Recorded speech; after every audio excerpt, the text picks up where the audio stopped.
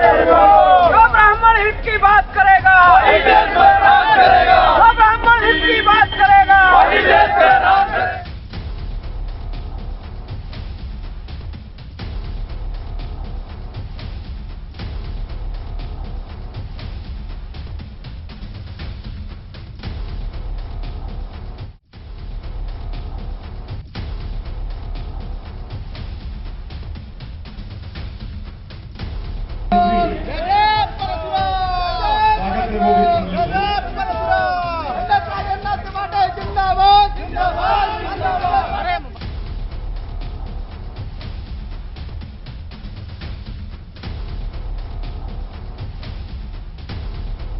राजधानी लखनऊ में अखिल भारतीय ब्राह्मण महासभा की तरफ से ब्राह्मण महाकुंभ 2023 का शुभारंभ किया गया। अखिल भारतीय ब्राह्मण महासभा के राष्ट्रीय अध्यक्ष राजेंद्र नाथ त्रिपाठी ने कार्यक्रम को इंदिरा गांधी प्रतिष्ठान में आयोजित किया। वहीं कार्यक्रम की शुरुआत जय परशुराम के जयकारे की गूंज से हुई। आपको बता दें कि कार्यक्रम में सभी दलों के ब्राह्मण नेताओं और पूरे देश से कई बड़े संतों को भी आमंत्रित किया गया है। कार्यक्रम में ब्राह्मणों के उत्पीड़न पर चर्चा होगी।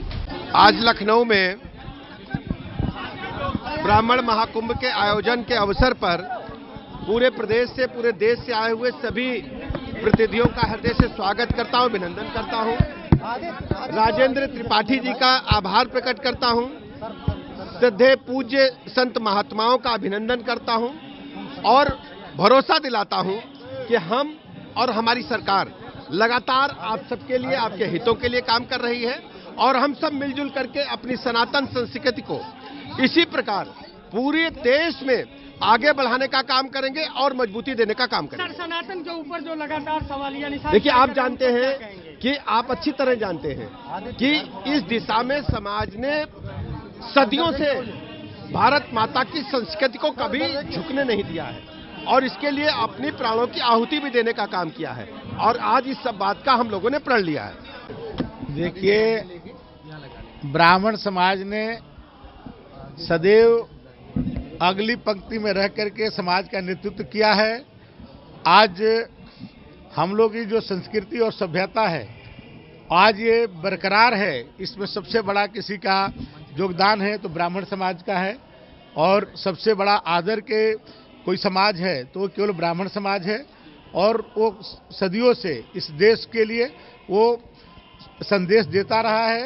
देश को विश्व गुरु, देश को परम विवाहों पर पहुंचाने के लिए इस समाज का सबसे बड़ा योगदान है। सर, वो आरोप ये लगा रहे हैं कि अभी तक के ब्राह्मण समाज जो यही कह रहा है कि अभी तक के उनको सही से इंसाफ नहीं मिल पाया, क्या कारण? देखिए, ब्राह्मण समाज अपने लिए नहीं जीता है, सदैव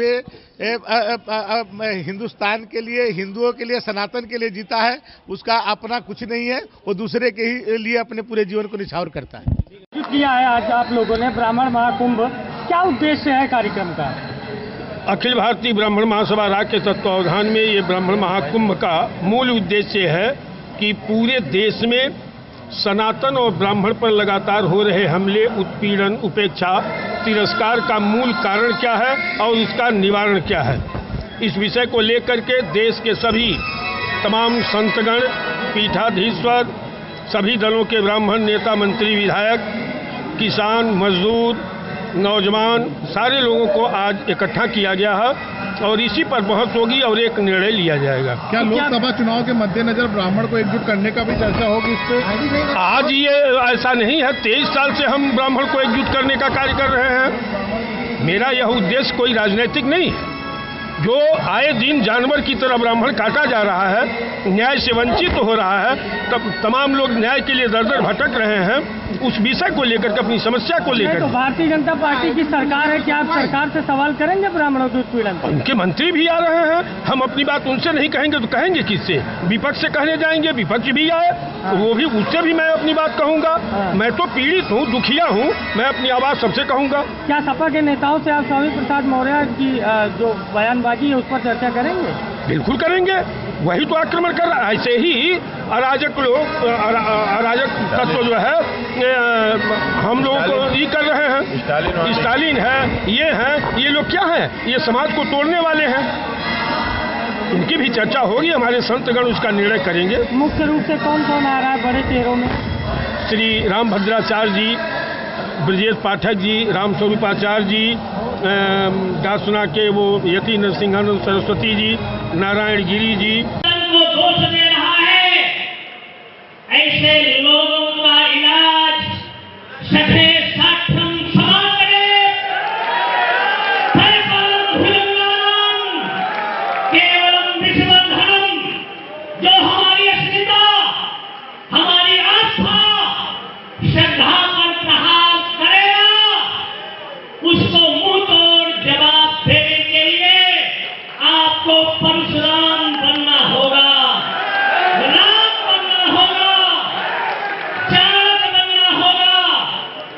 और अगर इस सामाजिक परिवर्तन का साक्षी रहा 1857 में मंगल पांडे, लेकिन इसी दिल्ली की सत्ता ने एक प्रयाग में शहीद हुआ एमपी का लाल, बाप का अकेला बेटे था चंद्रशेखर तिवारी। शहीदों ने कहा उनका काम था सरकारी कोषागार को लूटना, और उनके स्थिति परिस्थितियों में शहीदों ने कहा कि आपके बाबा भूखों मर रहे हैं, कुछ इससे पैसा भेज दो। उन्होंने कहा मेरे उपनिषदों की व्यवस्था दिया, लेकिन आरोप ब्राह्मण पर लगता है। ब्राह्मण ने एक राक्षस कामा था बिहार का, जिसने नंद को राजा बनाया था। और अगर चाणक्य को ले लें, जब चंडी की हत्या होती है तो चाणक्य गुरुकुल में संकल्प लेकर नंद को किनारे लगाकर और एक मतलब नाई से हटाकर एक सती बोने वाला मौर्य को बिहार की सत्ता पर चंद्रगुप्त को स्थापित करता है। ब्राह्मण न कभी जातिवादी रहा, न भाषावादी रहा, लेकिन ये मंत्री मिनिस्टर जैसे पदों पर एक यहाँ का भी है। इस लखनऊ की भूमि पर मानस की प्रतिमा जलाया और ऐसे व्यक्ति खुला घूम